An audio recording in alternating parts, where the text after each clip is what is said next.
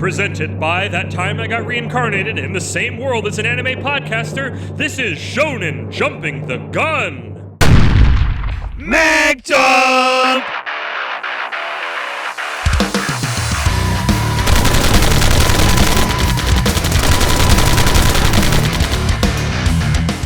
Hey, lock and load. We're reloading the first 3 volumes of a manga to see how they avoided a shallow grave.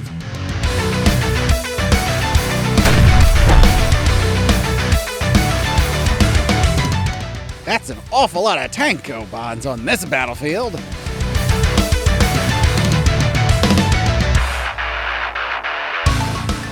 Your grandmother never told you stories like these. This is Fairy Tale.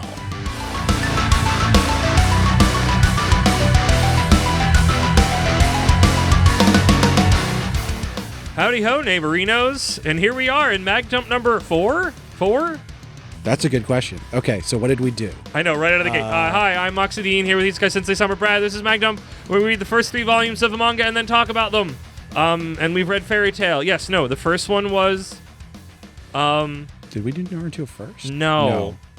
Jujutsu Kaisen? No. Shit. Was Naruto first? No. No, because Naruto... And then we did Jujutsu Kaisen. Did we do Jujutsu Kaisen after Naruto, or did we do Naruto after Jujutsu Kaisen? But we didn't start with Jujutsu Kaisen. Did we? We don't do these often enough. What a way to start this. Yeah. Whatever we did. We did Bleach. We definitely did Bleach. Yeah, we did 3 of them. We've done Naruto, Bleach, and Jujutsu Kaisen in some order. I think we did Naruto first. We had to have, right? I don't know. Bleach was the last one, right? Bleach was the last one, definitely. 100%. Did we start with Jujutsu Kaisen? That doesn't make any sense. Maybe. Why would have we? I don't know. Why do we do anything we do? You're right. Was there another old shonen series that we were covering? What do you mean? I don't know. That's what I'm saying. Those are the 3 we've done. You're right. I just don't know what order. Okay, weird. Interesting. I don't know anything. Maybe it's just me constantly talking about doing Kagurabachi. But we're here. We'll do that sometime. That's still in the docket in the future, and the future is infinite. But no, we are here with Fairy Tale, a manga that Brad and I had never read before, had never watched. I don't know about you. I osmosis zero information outside of like vaguely seeing the covers in bookstores when I was in college over a decade ago. I'm sure I've seen clips or something. I knew that the girl did like summon beast kind of things. Didn't even know that. Knew nothing. I don't think I knew I just knew what he looked like. I knew what his powers were. I didn't know that. I think she's the only one who I knew what she did. There must have been some clip that you saw. I guess. I know there's little humor bits with that. So I did recognize the cat, but like not in a capacity of like, oh, I know what the cat does. Just or even as what in the cat like, is called. I've seen the cat. Yeah, because that's the thing. It's like I've seen our main character Natsu. Yeah, Natsu. Isn't that like fermented soybeans or something? That's not. Sorry, natto. Hi, Duolingo from like 4 years ago. But like I had seen him and I had seen the cat on covers again when I was in college, like over a decade ago. And that's honestly all I knew of Fairy Tale. I didn't know anybody that watched enough that told me anything. I never saw a frame of the anime. I never read a page of the manga. Literally almost like as a blank slate outside of just knowing that it was around and that it was fairly popular. Because I think fairly recently they made or are making more anime. Really? Is the 100 Years War this or Bleach? The 100-something war. The 100-Year War is a real war. Wait, maybe I have notes for this. I don't have notes for this. Yeah, we'll figure it out. Yep, we'll figure it out. Well, the anime was very long running. I should read my own notes. So this was Fairy Tale, Tale spelled T-A-I-L, not T-A-L-E, which is how I was spelling it at the beginning before we read it, because I don't think I ever took a moment to notice that's how it was spelled. And like, I guess that's the bit. It's like, oh, it's a fairy because they're fairies. But no, not like that. I haven't seen any tails except on the cat, so I don't know. Yeah, I don't know either. Lucy's got a whip. Does that count? Do you think the author was just trying to be like, it's not the thing you think it is, and it was like some weird like Japanese hot Coldman sort of situation? Didn't know how to spell. We read. Brad so lovingly got me the first omnibus of the first 3 volumes for Christmas as a business expense. so that I could read it, and then I gave it to him for him to read it.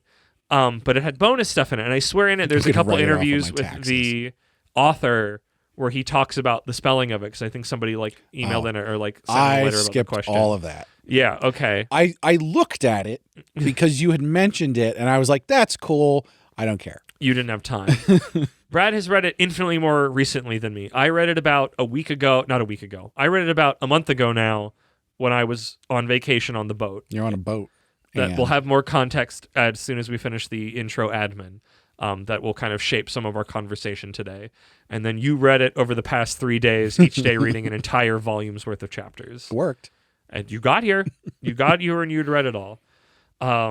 So Fairy Tale was written and arted by Hiro Mashima, who had priorly done the work Rave Master, which is another series that I remember hearing about. I don't know nothing of. Maybe it was like it would be in ads an old Shonen Jump manga that I was reading, because the name, or maybe there was like an anime version that played some channel that I never watched. I don't remember, but like those words are familiar to me. Supposedly the little like, I don't know what to describe it. There's like the weird little like dog with the conical nose she can summon. Oh, yeah, he's like a snowman kind of thing. Yeah, supposedly Peon or something? He's like a cameo crossover with Rave Master. Oh, okay. But at least from the I mean, obviously, like, mangaka like to lie in their Q&As. If Oda is any indication, he loves telling little lies, and I mean that lovingly, honestly lovingly. Tell me sweet little lies. Exactly. But people were making the point, and it seemed like and again, also, this is me foggily remembering this, but he acknowledges that, but it's not like, oh, they're not the same, but it's like, I wanted to like have the little pullover from something, so something familiar was there. And I'm like, okay, that's kind of funny, of like this kind of side thing, but it makes his showing up make more sense, that he's like he's a gag character. He's a gag cameo character, which is why he can show up, and it's not really important to the story, but there's the gravitas of like, oh, you're supposed to know this guy, but we didn't, because we never read Rave Master before. So, but yes. What the heck is Rave Master about? Are these notes right? Oh, no, sorry. I almost got really confused, because this is why the wording is important. This ran in Weekly Shonen Magazine, not Jump. There's another one called Weekly Shonen Magazine. So I was like, no, wait a minute. I'm thinking of that won't come out for another 4 weeks. Actually, I don't remember when this will come out. Series that won't come out for a while, but I don't want to make Brad bleep it right now, because he'll forget it that one time. Unless this fancy new thing that I'm using marks it. Works. Yeah, but I didn't say the words, so you don't have to. I'm going to bleep your redacted. That's funny. Because I was just like, no, this was not in Shonen Jump, but it ran in Weekly Shonen Magazine from August 2006 to July 2017 for 545 chapters. That's a lot. Yes, it has various spin-offs and an anime. I mean, we did end up doing this, so I don't have to say the rest of this, but I'm going to, because of a recent kick y'all don't know about. I may make Brad watch it with me and record an addendum. We already watched it beforehand as like a refresher, and also we were eating dinner, and Brad was like, hey, we should watch that. I'm like, you're right, because I could have used the refresher. Let me tell you. That's called a preload. It's a preload. Natsu's voice, not right. In Japanese and English, incorrect. The girl's voice, whose name escapes me, Lucy? Yeah. Voice in both versions, good. English version, exactly how I imagined it, even though I didn't imagine it specifically. Happy, wrong in both of them. It was fine. We'll get to Happy. Happy was fine. Happy, we will get to what I think about Happy, and especially how the dub works with both of them, because I'm like, this was not the vibes that I got. But another voice. Oh, the guy who plays the guy who's going to kidnap the girls is voiced by Ian Sinclair, and by which, AKA Brooke from One Piece, AKA Space Dandy. He's a dandy guy in space. Yeah. It was like the whole reason to watch the English dub. Yes, and it was very messed up, because I'm like talking to Brad. I'm like, I'm so charmed. I love him. He's Brooke. He's so charming. And Brad has to remember, it's like, that man is a sex trafficker. And I'm like, yeah, but he's so cute, though. A different voice will change everything, because his voice in the Japanese version, not as charming. Yeah. Very different vibe. It made more sense. He was more of a creep. He was less of a thing. But no, the anime ran from October 2009 to September 2019. 2009. So, and I swears it. But it's in HD on Crunchyroll. 2009 was HD, by the way. I guess, think. well, HD might not be the right word, but it's widescreen. So. Oh, I mean, they could have done the thing to That's it. what, when we turned it on, and I was like, what? I thought this was older. But Yeah. It did. Maybe it was remastered or something. That For seems streaming? strange. Oh, like yeah, but like 9 original video animations. Yeah, oh, there it is. Fairy Tale 100 Years Quest. That's what I was thinking of. Oh yeah, I've heard that. Yes, because I feel like that happened semi-recently. It makes it one of the most. It is sold over 72 million copies in print. I just want to find the anime thing so I can start this journey. Okay, maybe it wasn't as soon as I thought. Yeah, 2019. I guess time is passing. That was a long time ago. I know. What, 2019? Yeah. It feels like it, honestly. 7 years, but also multiple lifetimes. But no, Brad, do we do any other things before we jump in the summary? Also, the summary, much like the last time we did this, is I just pulled this from Wikipedia stuff because it's like trying to get in the things that I normally write for 3 volumes is a lot. Dear listeners, if you would rather Magdump have a better structure, please let us know and we'll like do more that work. Yeah, because the summary for me is mostly to have us go through it and remember what we read and talk about the moments as we came at them. So, before we get into the summaries, a thing that is going to color this that I don't know if I can escape. I don't know. I read this where in a version that there could have been other timelines that I had different feelings about it. So I started reading this was when I was on vacation. And about a volume and change into it, I got sick on the boat. And nothing was pleasant after that. Not that I was like pukey, like I had like a fever. It just wasn't pleasant. You're It was on a very boat much and you're getting sick and yes, not fun. Just everything became but like you're puking over the rail. I was into not the puking. Ocean. There was no puke. Fuck, that was good. I was sick now. You've retconned my existence because that rhyme was too fun. No, but I was fairly miserable, and I was still trying to read through this, and I don't know if my misery, how much that colored this. I'm gonna bury the lead a little bit. I'm kind of disappointed in this manga. Okay. But maybe talking about it will make me come around on another time has passed and maybe my emotional state reading it. But then when I got home and I got better, I did read more of it, but it still felt a little like a slog. And I feel like it is one of those, that's why I said like the timeline things of like my theory that I've talked about many times of when you come into a piece of media, you can get good currency with it, you can lose currency with it. And where you end with your currency determines how you feel about it. And there's some pieces of media that live on the razor's edge enough that it's like if there's one moment that you go down when you should have gone up, you can spiral after that. And I don't know if just by virtue of reading it when I wasn't well and just generally not in a good mood, colored it and knocked me into the red more than I should have been that if I was reading it normally and made me a little bit more arms crossed about it. So I'm hoping both through your experience and us talking about it, if a truer, less biased, or at least more true to my own biases and not me being sick biases, will be left here. Brad's making faces. Let's get started. I think this is going to be interesting because I also had a shift in my perspective in the middle of this. Interesting. Okay, maybe not. Because in the beginning, I was excited. Let's start. Let me jump in. Let's do that. Let me jump in. I love these Wikipedia ones because they always have to give them their full names. I'm just going to say their first names. Lucy, the girl who we kind of follow. Heartphilia. You're correct. Aspires to join the popular Wizards Guild Fairy Tale, despite its reputation for causing destruction. She encounters the Dragon Slayer wizard, Natsu... Oh, I don't know. I only know her name. Dragneil, and his cat-like partner, Happy, who are both searching for the dragon Igneil. Can I just pause 1 minute? Because this was confusing to me. So there's all this news about Fairy Tale is causing all kinds of destruction, and at some point we find out like the council is like meeting about it, and going, they're causing too much destruction. We need to arrest them and all that kind of stuff. And yet there's all these people all around that are like, Fairy Tale's great. They're so big and powerful. But they and also we love don't them. understand what Fairy Tale is. I guess we were talking about that when we were watching the anime. I'm like, wait a minute.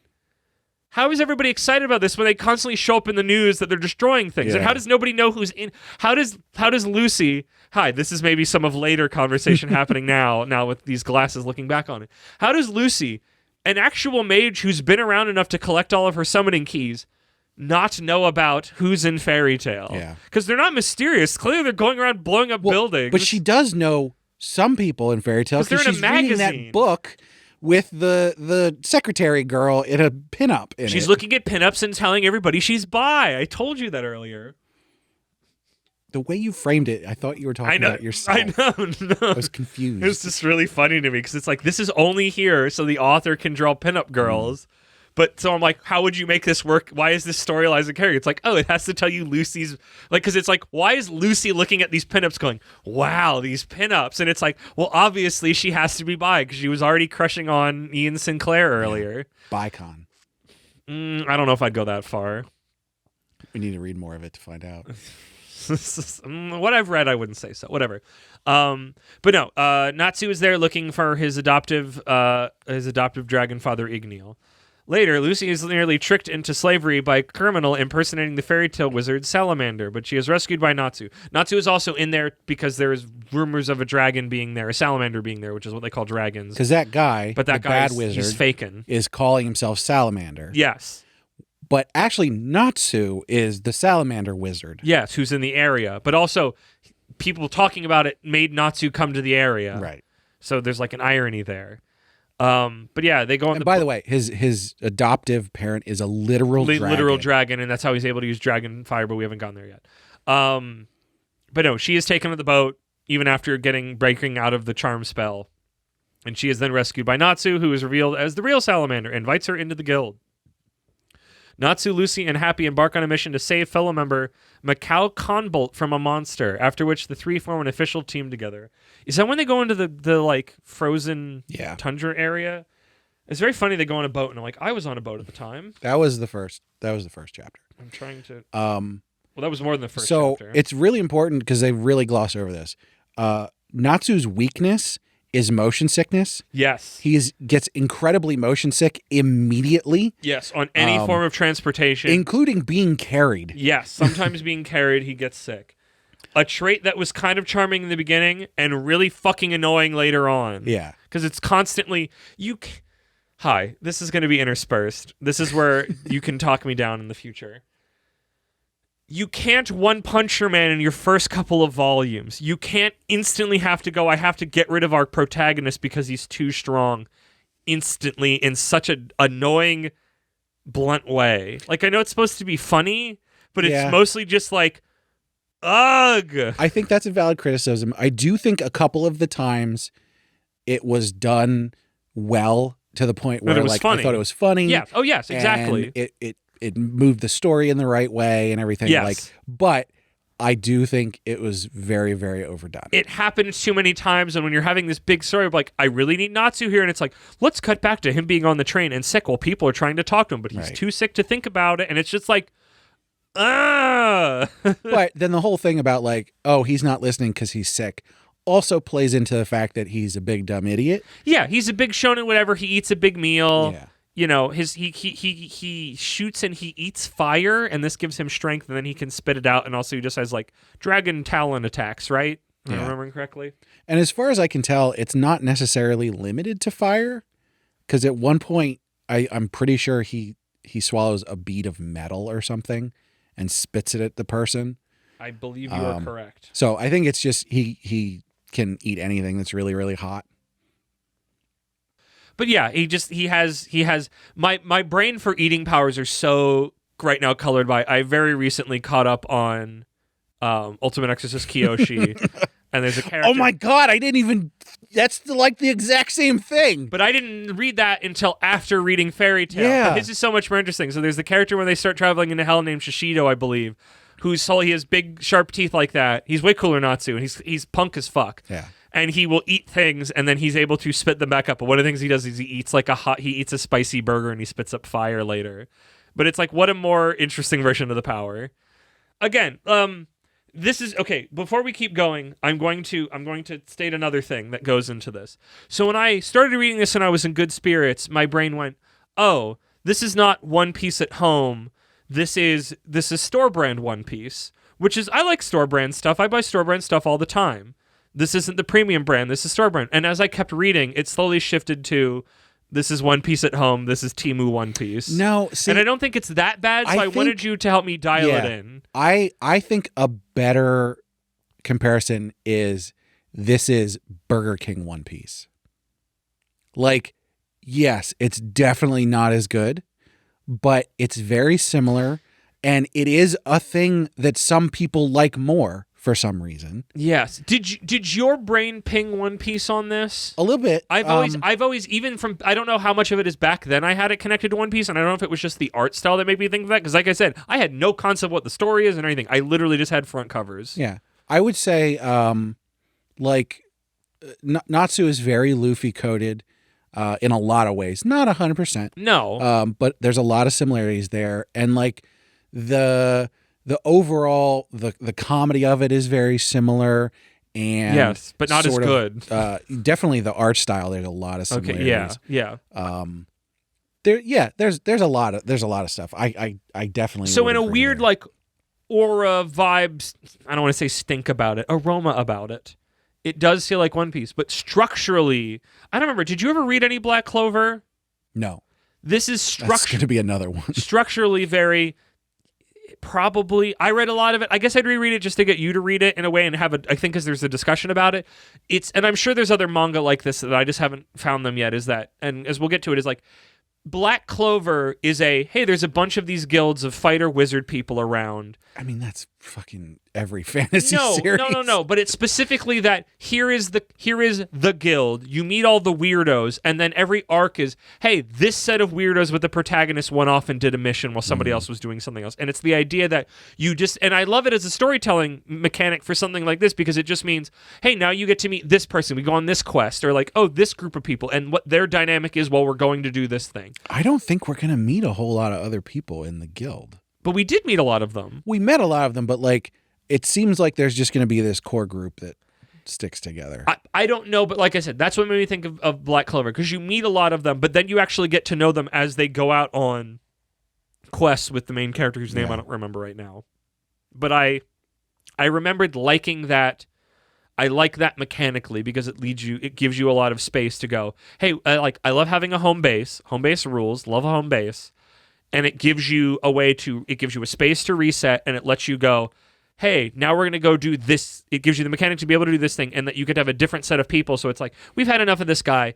Let's take this girl with us. Or, we met these two on different adventures. What if we put them together? How do they interact? Either by power, either by personality. And this is me writing checks the manga may or may not cash from its bones and comparing them to another manga that happened later. But One Piece does the same thing. It's just that the home base moves, and the characters are not just limited to the people on the boat that they go around with. They also pick up other people at the places they are. Not wrong, but the One Piece, even though they have to be split up, Straw Hats are getting constantly bigger. Yeah. And I mean, you're meeting more people, and I know Lucy joins, but like Fairy Tail is seemingly, this is the gang. Again, I'm basing this off of the structure that I knew of reading a bunch of Black Clover and wanting that because I think that's an interesting story thing. But you may be right that our party, but I don't know. It's just similarities. Yeah, but it's like these are my touch points for this as I'm going into it and going, hey, this reminds me of this. Hey, this reminds me of this, this and that and the other thing. Before we continue the summary stuff and talking about that, the One Piece comparison, I think, is one where Fairy Tail can only take damage because it also does not help. No, definitely. The designs are just, they're not generic, but they're just not, they're missing something. Like literally every design in this feels like it's not quite there. They're not bad. I would agree. But I don't think it's everybody bad. It's constantly just not is just missing. There's like a cartoony, because I'm like, because that was my winner. Like, I love this cartoony style, and I'm just like, there's just some little extra bit of zest that's just not here. All the designs for the main cast are just like, they just need a little bit more something. Like, there's just, I don't know if it's more body types. I don't know if it's more interesting costuming. They're just all like, because there's like clearly a zest, like, especially reading the author's notes, like there's a zest in this manga. And it's not like, and I know some of it can be like, it's not a zest for me, but it just always feels like it's like, especially design-wise, it's just like, you could use a little bit more spice. Like, it's just, but it's in a way that it's like, it seems like you're the type of guy that would use more spice. Why didn't you? I don't think this is popular for no reason. Oh, no. I think this is like, however I feel about it, I can understand why people like it. I'll have my gripes with it, but this is very much something where I could go, honestly, you do you, boo. There's a reason that it's 500 chapters and a shitload of anime and spin-offs and it's whatnot. sold so this is much. Not, again, this is one, again, very, hey, because this will already come out. We recorded Kanado's Magic, the new Shonen Jump series, at least to us today, right now, before this one, which feels fitting because it's another story of wizards and guilds and adventures and whatnot. And that one where I was like, I don't like it. It's not for me, and also I think it's structurally bad. This one is like, I think it's got some struggles, and I don't like it. I don't think I like it, but I don't think it's bad. I don't think people like. I think there's something here. I can feel intent. I can feel interesting ideas, and I think that's maybe why I catch myself on those thorns a little bit more. I'm just like, these designs are just like almost there, but they're not there, and I don't know why. But yeah, I think they were trying to stick within the realm of like quote unquote realism. Like a baseline, but it's a story in a setting that could have been more whimsical, could have been more wacky, could have been more over the top, and I think it would have fit the tone that they're going for. I think like with One Piece, it's very much like it's all over the place. There's not just humans and all that kind of thing. Whereas this is very much they're keeping it at these are all humans, like.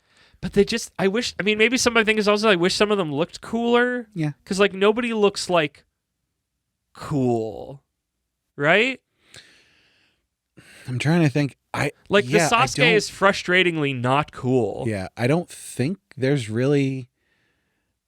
But, like, they're not generic. Like, that's what... Like, that is my conundrum. That is my visual conundrum with Fairy Tail, is that it's, like...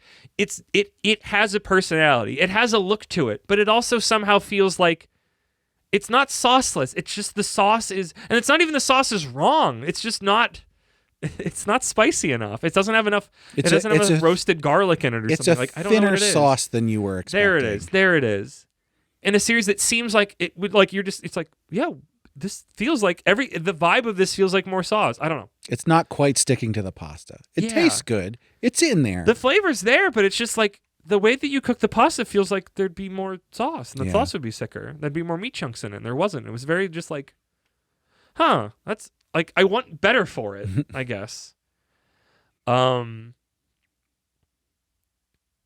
Is there anything? I don't even remember who's the teammate they free in the winter zone. It's very inconsequential. He doesn't show back up, at least in this omnibus.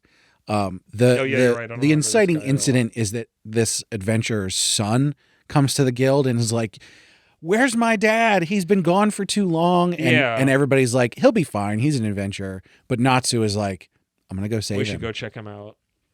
I totally forgot about that.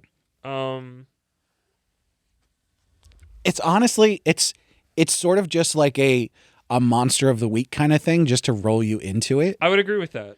And it's not bad, but it didn't. And here's the thing, and I guess this is where I open up. I wasn't really feeling it. The first chapter, this next small arc here, I was just like, okay, I guess.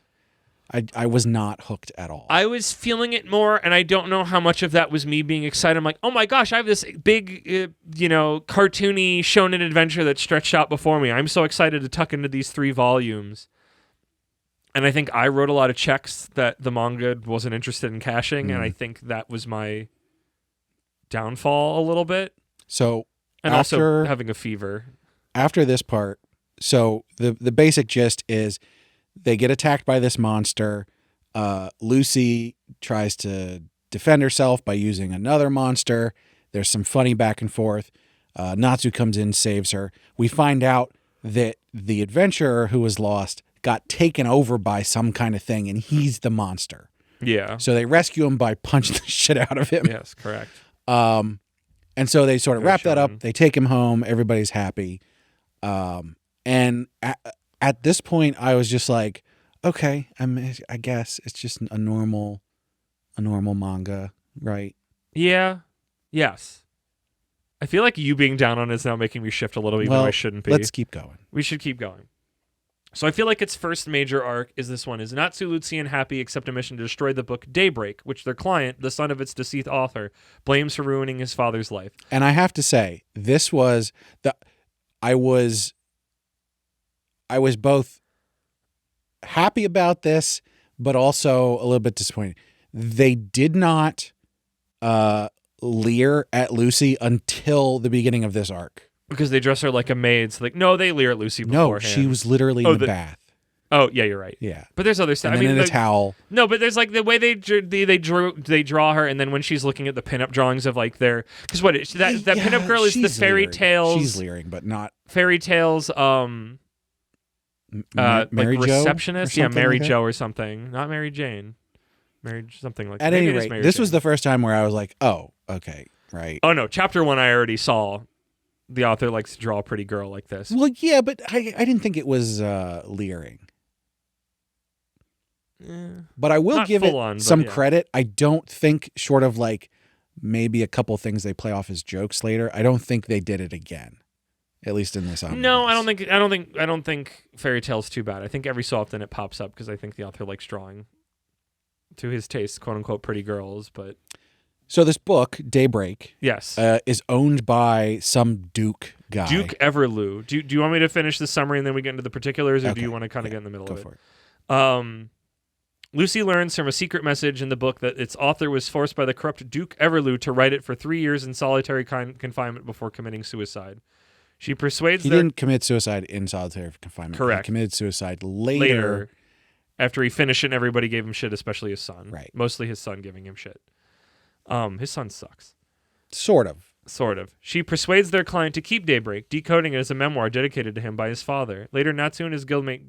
Oh, wait, that's different. Yeah. That's different.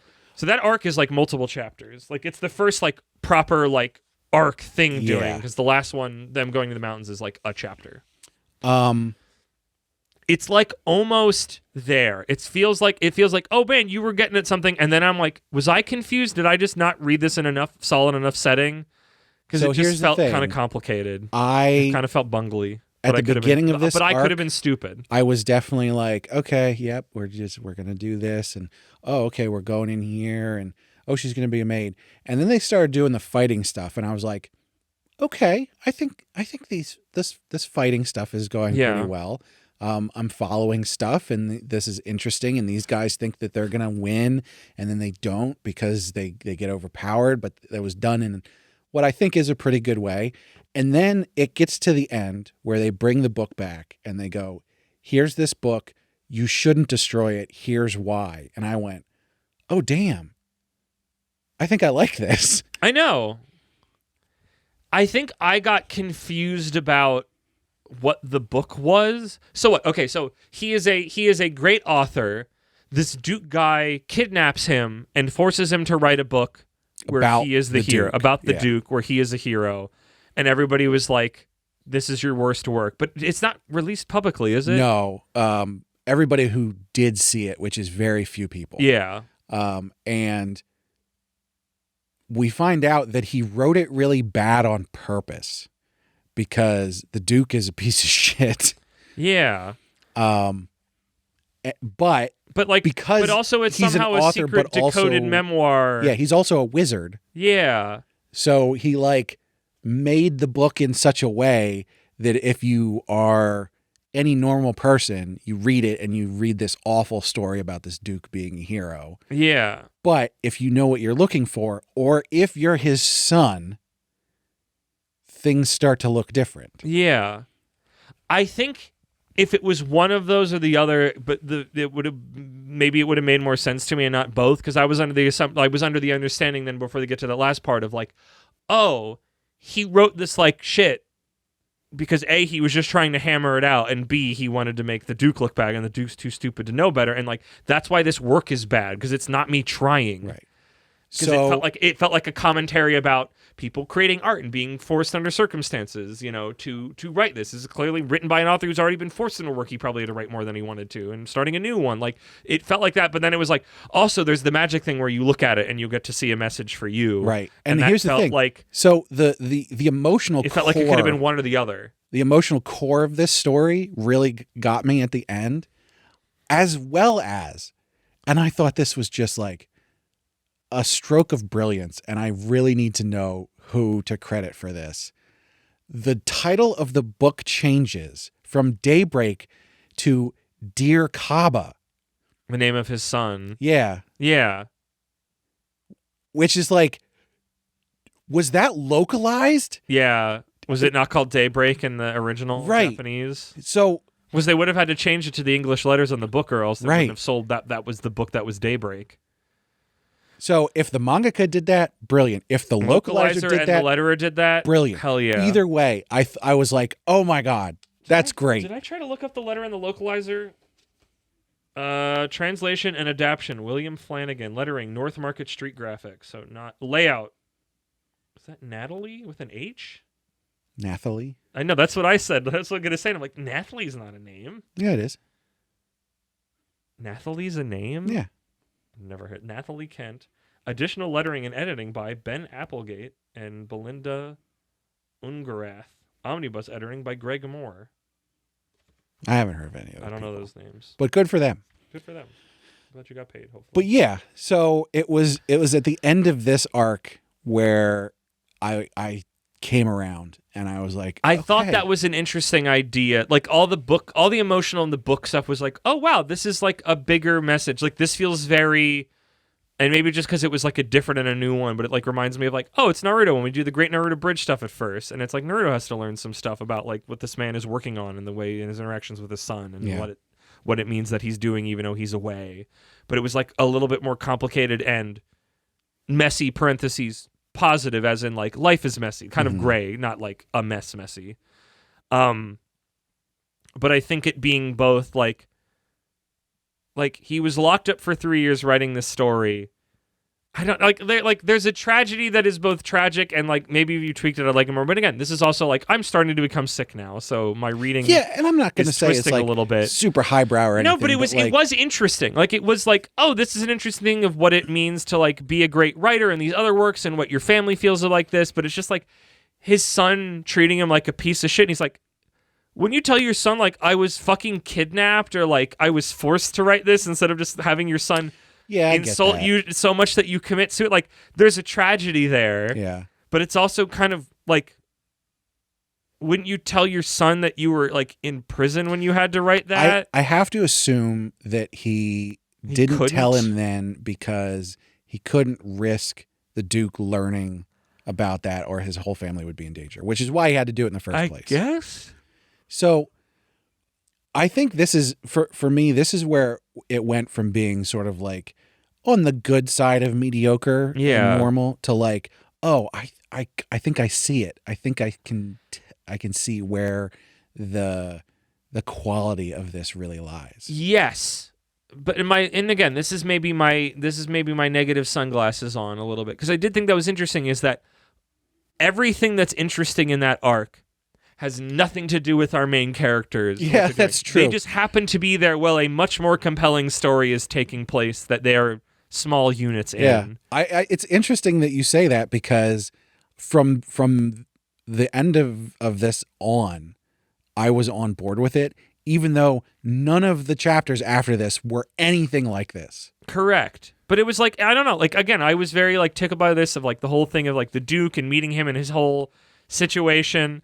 I love that you learn like he's like, oh, I only pick the best women, and they're Blonde all like maids. yeah, but they're all like, I don't even know if I'd call them muscle girls. They're all like weird, aren't they? Yeah. They're like weird and misshapen. And then you learn one of them later on was a summon. Yeah. And then Lucy gets her key to summon her, but then she's cute because it's like in the eye of the beholder situation. Yeah. Which was like both kind of funny and kind of a letdown. But it was just like funny. I'm like, you weren't a human. You were a summon the whole time. It's only okay because she's a weirdo. The summon is a weirdo. Yeah. True. Because if she was just a normal like girl here, after that, I would be like, oh, come on. Yeah, I know that feels kind of lame. You gotta have something if she's not going to be this weird, wrong, giant muscle woman, which you'd think I'd like, but not the way. Not like that. No, not like that. Not like that. They're all weird and misshapen and strange. So that arc happens. I think that's the favorite thing that I read of all of it, outside of me getting excited about things that may or may not have been paid off. I thought that was really like a compelling. It felt, honestly, again, felt very One Piece-y, but not a One Piece story, because it's the idea of like that, because that's the other thing. Like One Piece does that, where it's like they get to an island and other people are already having an emotional story playing out that the Straw Hats and Luffy are a fulcrum to. Yep. And I guess the whole thing is like, Natsu needs to fight them because Lucy's like, wait a minute, there's something about this book, I need to go read it in peace, and she's the one that kind of susses out the magic in it to know the other meaning in it, that she just somehow kind of gets a sense for. And I think that's another part is like up until now, Lucy has been sort of useless. She's got her summons, but like she can't use them properly. In the first chapter, she summons this the Aquaria or whatever. Yeah, the mermaid. And does not get along with her at all. Which is played for laughs and it's sort of funny. I do like all of her summons have like a personality. Yeah. Like and that she has like a relationship with them in that regard. Right. But then we get to this chapter where she's the one who figures this out, and it's like, oh, she does have something to do here. She's surrounded. She has to become useful. She's not a speedwagon. She's not a speedwagon or a Krillin in the beginning, but she's the audience surrogate to meeting Natsu and the whole fairy tale situation. But she's already somebody who has a personality, who's already a mage, who already has powers and has got collected. Like, I like her mechanic of the summons are like keys, so the idea is she could get more of them and we could meet them later. Like, that's fun. Like, fairy tale has a lot of setups for things that make me excited about later things. Side note of something I remembered. And again, this is one of those ones where it's like the author could just be lying to me, because manga artists love doing that. Again, parentheses positive, parentheses, they're kayfabing me. Not like they're actively trying to harm me for harm's sake. And Fujimoto ate his goldfish. I believe he's an insane person. Yeah.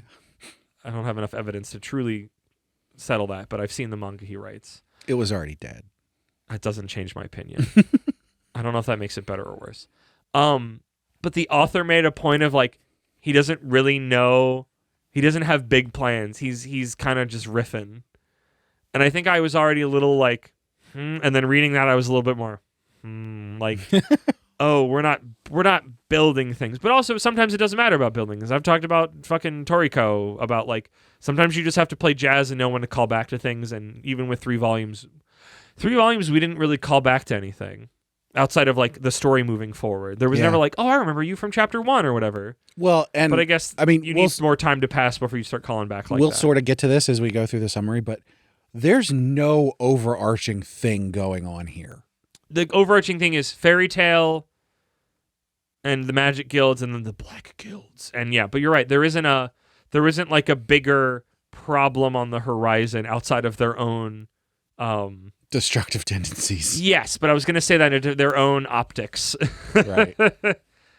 But yeah, that is a good point. And that does and I guess you don't need, I guess the bigger thing is Natsu wants to see his surrogate dad. Yeah. For some reason that he's been separated from for some reason. But he doesn't really try that. But he doesn't really try to do that. The first chapter. And it's also hard for him because traveling makes him ill. Yeah. I guess another fun fact from the bonus things is originally the story wasn't about wizards and like a different story entirely, but Natsu and Happy were still there, but he was a courier that got sick all the time? Yeah. Okay. That was still like that was a trait that got carried over. And then that would make more sense of like, oh, I have to deliver this letter. Oh, I'm sick on the train. And it's like again, the first couple times it can be kind of funny, but after a while it's just like again, I have to waste time on this again. Like that was exhausting in what we got. I can only imagine how exhausting it would be. I'm like, does he get some usually stuff like that, it's like it gets less problematic as time goes on, but it's like, no, he's full tilt sick every time he gets in a vehicle, enough to make it a problem. Like immediately and fully. Yes. Later, Natsu and his guildmate Gary Fullbuster. What a name. What? His name is Gary Fullbuster. I thought it was Gray. It's Gray, you're right. Sorry, it's not Gray. It should be Gary. Gary Fullbuster. Son of a... That was dyslexia. That was a dyslexia, but more than anything, it was a hope and a wish in my heart. Because Gary Fullbuster, tell me, Brad, what name is cooler, Gray Fullbuster or Gary Fullbuster? Is a motherfucker. That man will suplex you. Because that reminds me of like Gary Buster Holmes. Like he just sounds like he's like, yeah, fucking Gary Fullbuster. Like that's a wrestler name. Yes, that's a wrestler That's so name. much cooler. Not a fairy tale wizard name. No, but also they're all wizards, but they're not wizards. Like they feel like they call them wizards. It feels like of like when Naruto were before they were ninjas. They were originally supposed to be wizards, and that's why they all their ninjutsus. But it's like you're wizards, but like you're not wizards. You're just people that each of you has a special power. But also occasionally, I guess there's generic magic everybody knows. But we've classified this as magic, and that you're wizards because of that. And maybe it's just that like that's how it was localized. I think there's a spot. Another thing that I really love about this omnibus that we have is that there is localization notes, which I love. And they make a point about localizing it to wizards because it's like, well, we don't have an exact word for this, and this is this close to the vibe and all that. So, like, I don't know how much of that is me going. Because anytime I hear wizard, I go, like, oh, yes, the staff, the wand, the hat, and all that. It's like, that is not this even a little bit. Yeah. And that's not its fault. But it does make you go, like, yeah, wizards. They're sorcerers. Sorcerers. They're jujutsu sorcerers. I completely lost my... Oh, yeah, I was talking about Gary Fullbuster. Gary Fullbuster. He's Gary Fullbuster now. He's the Sasuke, right? I think so. Yes. But I like him better than Sasuke. Yes, but not by a lot because I really hate that his gimmick is that he strips for some reason, but he's not like stripping like a stripper. You just like turn your head away in a panel and you turn it back and like his shirt is missing or his shoes are missing. And it's I mean, I think there's a lot of that kind of non sequitur comedy in here. Yeah. So it's just another example of that. I don't like it because they're very one-note jokes. Yeah. And he keeps doing them in times where you're like, I'm frying bigger fish right now, author. I don't want to gag about how his shirt's gone all of a sudden. But he's not funny enough with it for it to continually be funny. Like the reactions around it aren't interesting or funny enough to warrant doing it all the time. Yeah. I definitely think his interactions with Natsu are much funnier than that bit. Yes, because it like happens with Lucy a lot, and it's like I guess it's better than fucking Lucky Letcher from Fire Force. Everything's better than Lucky Letcher, and I don't know if it'd be funnier if that like, oops, my shirt got caught on a tree branch, and it's not just you turn your head and his shirt's off already. You're just like, what the fuck? And that's what Lucy goes, what the fuck are you doing? And it's like, what is this bit? Where are we going with this? Why is this happening? But he's our Sasuke because to Natsu's fire, he has ice powers. And he's fine. He's whatever. Like, he's not bad, but he's not, like... Again, he's missing something. And I don't know what. Like, he's almost... I get that, yeah. I don't know. Like, I feel like a lot of the gimmicks in this story are the time paradox ghostwriter thing where the editor goes, it's just like, you didn't give them depth. You just gave them gimmicks. Yeah. And they're not like... And like maybe at some point he'll get a backstory that's like, well, this is why this always happened. It's very tragic. This is a classic manga move. It's like that silly thing that you think is stupid and silly. Actually, Don't you feel bad about laughing at it now? Yeah. You laughed at Senor Pink, but now you will cry. No, but honestly, but also like Senor Pink rules because it is both genuine and a parody. Yeah. But also, it's like genuinely, he's so hard boiled, Brad. They're having a manly competition, and there's like it's beautiful. But also, he's dressed as a baby. But also, he dressed as a baby because he had his wife, and they had a baby, and the baby died, and she was in like a fucking like coma, or like she was like in the hospital. So he'd start wearing the baby things because it made her laugh, and that's why he's dressed up as a fucking baby all the time. But he's so hard boiled, Brad. Like. I'm emotionally on board for Senor, but also Senor Pink is a character who's in one arc and we'll never see again. Burger King One Piece. Like just like there's bits like that in One Piece, but they're more specialized. It's not like he's always going to be on transportation. We're in a big world. He's constantly whatever. Sometimes I eat the Burger King fries and I go, oh, I really like these. Do I like these more than McDonald's? And then I have McDonald's French fries and I'm like, no. Burger King is of the trio of Burger King and Wendy's and McDonald's. Unless I am like, there's no other option, I will never go to a Burger King. Admittedly, also, some of that is because I get the nuggets because it's usually like, I'm in a hurry. I want to eat while I'm driving, and I can't do that with really like a burger. Yeah. And also, I don't really like fast food burgers. Burger King nuggets are awful. They're awful. I don't even remember what their fries are like. I don't mind Whoppers. And like I said, Never had one. The fries, when I'm eating them, I'm like, oh, these are good. Do not remember their fries. I'm gonna agree with you on that because my brain then escalated to like Arby's, which it's like you have to like I have to be starving and you'd have to be pointing a gun. Like it's like this is your last chance for food for the next 7 days, and all you can choose is Arby's. Like otherwise, it's like you have to point a gun at me, and even then I'd go maybe I can make a run for it to not eat at Arby's. This is not Fairy Tale is not Arby's. No, I'm not so averse to Arby's, but I like Fairy Tale. Fairy Tale is Burger King. I have to be in a very specific mood for Arby's. I could believe that they have the meats. Sure. I disagree with that, by the way. Know. They have a meat. Yes, but Gary Fullbuster are approached by Ezla Scarlet, one of Fairy Tale's strongest members, to help her stop the Dark Guild Eisenwald from using the cursed lullaby to carry out an assassination. But they don't know that at the beginning. I think they just know that they're getting the flute lullaby. I think Ezra might be my favorite woman main character in all of Shonen anything. She's strong. She does not have any kind of like sexual thing except for very, very specific thing, which doesn't come up very often. What is that? Jog my memory. She's battle smart, but not necessarily intelligent. I would agree with that. And I do like that about her. While being very scary, is also very kind and upright. She is very shonen. Yeah. And I know we have other, because my brain went to like, oh, what about Akane? And what about other characters that I can't think of right now because my brain's shorting out. But like she is even more than, I mean, Akane's shonen-y. Akane but like Akane's not in a battle. Adjacent. Because she's not in a battle thing. Yeah. So yeah, fighting. Ezra, like you can place Akane into like a shonen allegory. But it's not shonen itself. Because it's not a battle. In the battle context, where there's like a toughness of literal body. She's somebody else whose design is just like almost there, but just like missing something. I just get that. Feels like, I get that. Yeah. Again, she feels like she walked up to the wall of like, I'm going to overcome this and be a very good design. And she's just like...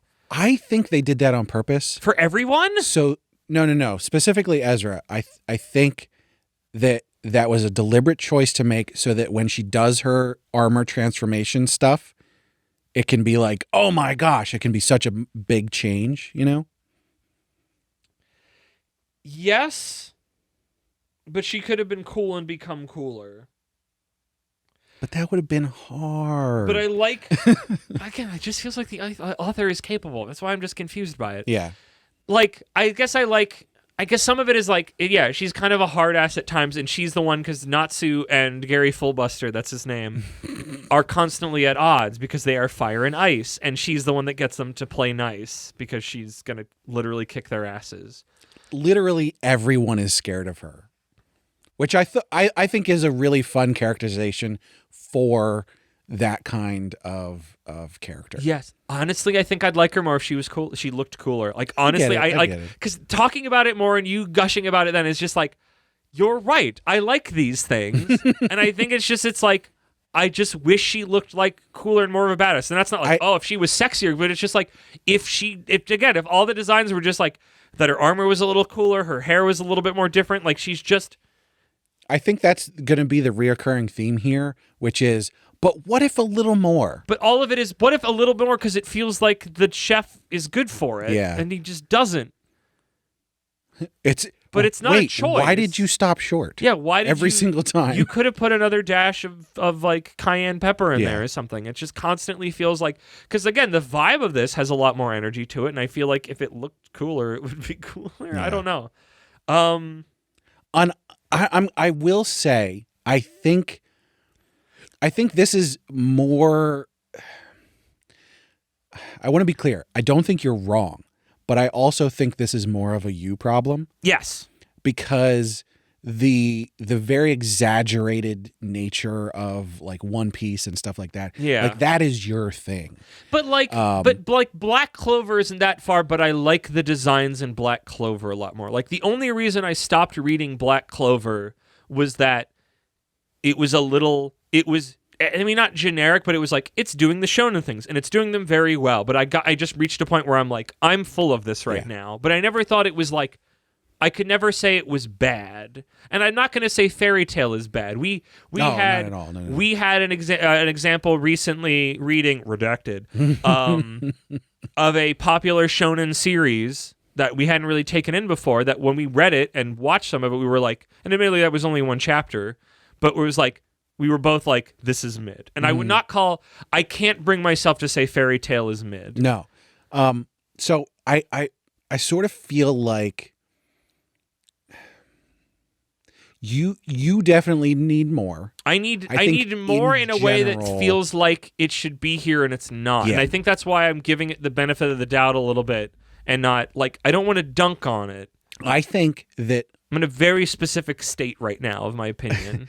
I think in general, people who like this, myself included, yes, don't know that they could have more. I would say that is a running theme of my and your opinion a lot, especially with the episode we just recorded before this. But I'm not...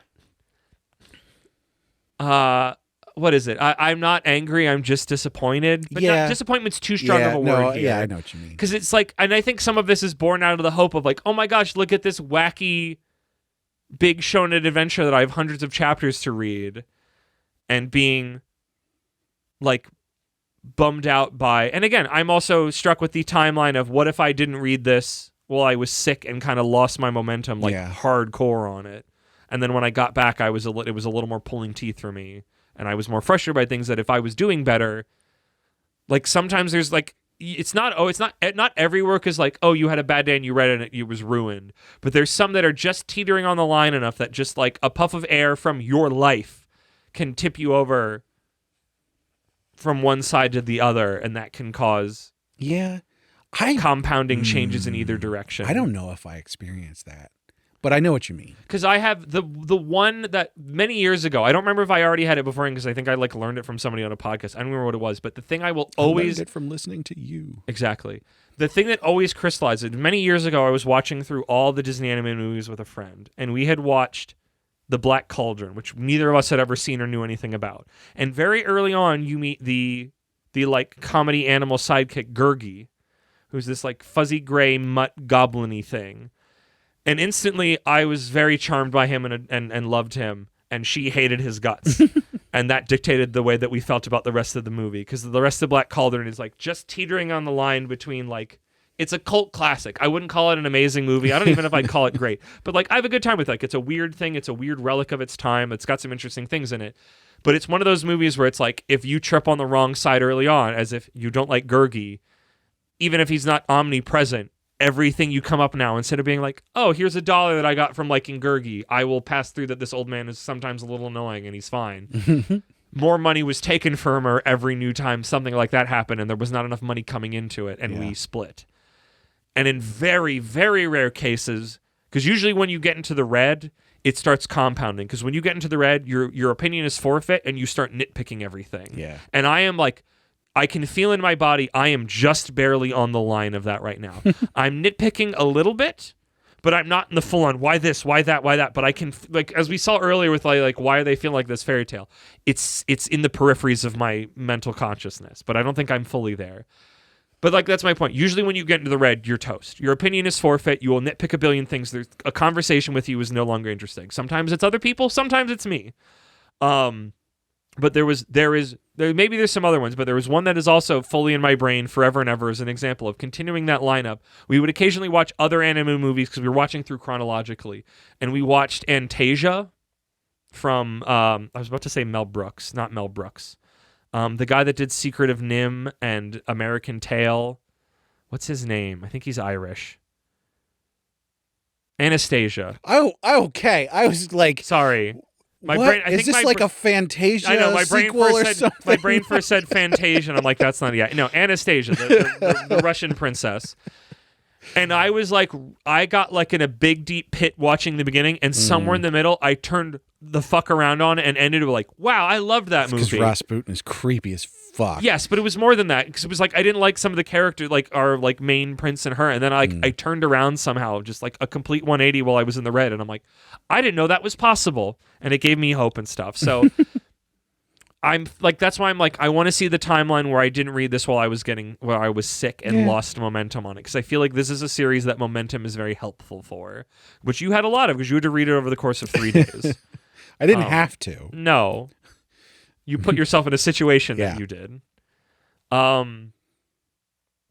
no, let's get back to it. So Natsu, Lucy, Gary Fullbuster, and Ezra Scarlet, Urza. It's Urza. Weird. We learned about dark guilds, which are guilds that are basically like, we don't want to follow the rules anymore, and they become the dark web, and then they just become baddies. And they want this like weird ancient flute that one of them learned how to like, I don't remember if there was just something, again, this is where it's like, maybe I missed something. Sealed. One of them learns how to dispel it, but I don't think there's any particulars with that, right? They're just like, have a special guy that can go do that. Yeah. But there's no like extra details about. They never explain that. Why they just he sort of can go, do that. He's good at breaking seals for some reason. Yeah. Or dispelling magic or something. Yeah, which seems weird because it feels like there'd be more like. But we never actually see him do it. No, he just has. He's a special guy who has the flute. He's got shadow powers. And he has to His bring name the is flute. Kage. There you go. And he has to bring the flute back to their guild leader. And he just does. He just shows up with it. Yeah. We get no explanation. And later on, there's another thing where it's like, we need him to break through this thing, and he doesn't at that point. So I don't know if he's going to come back at some point, and I feel like he does have that power. I feel like we're going to see Eisenwald again. But no, like in the beginning, you're like, because you're spending some time with them talking about it together in a bar, away from all of our characters. Yeah. And then ours get like, because the main guy of Fairy Tail, the leader, who's like this weird old guy, is like, oh, he's away at this big magic conference somewhere else. Yeah. And I just at the time I go, oh, that's just so he's not present right now, and we're trying to build bigger world stuff. Yes, but little would I know that was foreshadowing. Little did I know that was a Chekhov's gun. Did you know that was a Chekhov's gun at the time or no? No. In fact, I thought that was very well executed, because normally I can pick that stuff out, and I did not. I did. Again, there's a lot of like, very much like the book thing. There's interesting ideas about this. Like, the author is having cool, interesting ideas to keep twisting. Because the idea is that our adventurer gang is on the train to go to the town to go find them to do whatever they're doing. I think she's looking at it. Maybe there's something else. I don't remember. So she heard people in a bar. That's what it was. She's there during that scene, them talking about this thing. And so she's on her way back to the guild. So she gets back to the guild. This is Ezra. Yeah. She gets back to the guild and goes, I need you two. We need the gang. Gary and Natsu. Fucker. So much. Gary Fullbuster is so much better. To go with me to investigate this. Yes. It's not a real mission. Yeah. It's just something I want to do. I need a really strong team. And you're going to do it. And they're like, yes, ma'am. And then correct. Mary Absolutely Jo is like, Lucy, go with them. And she's like, why? Keep an eye on them. Yeah. And she's like, oh, fine. Yeah. So our audience insert gets to go with. Yes. And so then they go off. They're riding on the train. Obviously, Natsu doesn't hear a thing they talk about because he's sick. And Ezra punches the shit out of him to like fix it. But it doesn't work. I don't know. Because at a point, they get off the train at the location and they forgot about, I guess there was some chaos at the time, and they forget Natsu is still on the train. So Natsu's still on the train with all of a bunch of the Eisenwald No, just the guys. one. Just the one? Just Kage. Okay. Yeah. I don't remember what happens there. I think that was like my maximum sick. Kage starts talking to him, and it's pretty clear pretty quickly that Kage knows he's a fairy tale wizard. Yeah. And Natsu's sick, so he has no idea what's going on. Can't do nothing about it. And then he's not really paying attention. Kage finally, in all of this talk, mentions that he's in a dark guild, and Natsu's like, I heard that. Yeah. But then Kage kicks him in the face or something, and they start having a fight. And it's at this point where Natsu jumps off of the train, like he should have done a while ago. Yeah. And then gets picked up because the rest of them are coming in a magic car. Those are driving a car that uses. Okay, this is sorry, another nitpick. I'm very sorry, but this is also a thing that I've been annoyed. I had a post about in the Discord related to completely different series, where there's the whole point of like, oh, the car uses your magical power to drive. So Ezra is powering the car. And then she has a giant fight where she's like, I'm already tapped from the car, but I'm going to push myself further. And then she drives the car again. And I hate the constant, like, this is sapping my energy. This is going to come back later. And then it's like, nope, she was fine. And she just tanked everything. So I'm going to explain this because I think this is actually done well as Okay, far as a cool, story cool. goes. I'm So- happy to be shifted. To start off, they're chasing after the train, Yes, and she is using a lot of her a magic lot. power. They know it. I think it's, because the faster you go, the more you have to use. yeah. I think that was a good setup to make sure, because she is ridiculously powerful. Yes, and I agree with that. I like it because it means this super big, giant, badass motherfucker. You don't get to see it full Right. power right away, and even not at full power, she's still really strong. That I like. So then she fights. Yes, And then they are in the car again, at which point she isn't going as fast as possible. She's going a normal speed, and she still ends up like passing out at the end. So I think yes, but there's consistency. I want to suffer story consequences when you have to tell me a character is pushing themselves in a situation, because She did otherwise, pass out at the end there. did it matter? I also don't know why like Lucy couldn't have hooked up to it. Yeah, Who- or any who of them. did All of them not had magic power. a whole didn't lot do anything. the whole time. Lucy was important, but she didn't do a whole lot of spell stuff. True. Is that the part where they're when they're fighting the Duke, when one of her summons is, because whatever summons are based off of For cancer. yeah, are based off of constellations Yeah. and stuff. And I honestly I really loved the gag where everybody's like, "Oh, it's a crab guy. He's going to say that crab thing that all the crab characters say." Well, that was Happy specifically, and this is Yeah. a running thing where Happy is sort of like fourth wall breaking, A little bit. which most of them I did find pretty funny. There are a couple that fell flat for me, but Yeah. not consequential. Okay, we'll get to Happy in a second. But I like that's the big thing, and then when he comes out he says Shrimp. I could have sworn it was eel, but you're telling me shrimp. I might be thinking of something else then. But it's just like, and like that's his gimmick, is that he's a weird man with claw scissor hands that can cut people's hair and fight people. But his vocal stim is saying shrimp instead of crab. Yeah. And I'm like, what a stupid idea. I love that a lot. It's very silly. And I like that, he's like a stylist kind of idea. Like, again, there's like ideas in here that I like and stuff. But like, I'm not blaming, to go back to the original topic, I'm not blaming and saying like, oh, it's such a failing of Fairy Tale, of the whole like, you didn't suffer story consequences because we're being tired. There's just a lot of Shonen stuff, because I think I posted that while I was in the middle of the Black Parade reading Kyoshi. Yeah. And I think about fucking every Demon Slayer fight from maybe even the arc before Pleasure District, but definitely Pleasure District, and the one after that, where it's like, Tanjiro is like pushed to like the nth degree, and the fight just like, he already seems spent from phase 1 or 2, and now we're on He already phase has 5, 4 broken bones. and he's pushed, and he has to push beyond all of his limits, and it's like, who cares? Like, you've blown past the limit. Like, it doesn't matter anymore. Yeah. The story, he's endless, but it's like, I've got to push a little bit further. It's like, it's like I'm still always stuck on. It's like, you at your full power couldn't cut the demon's neck, and now you are 3 phases into the fight, and you are more tired than you've ever been, and the demon has pulled out all sorts of fucking bullshit. Oh, but he's gonna breathe slightly differently now. and that's what's gonna let him cut the thing he couldn't cut when he was at full power. Fuck off.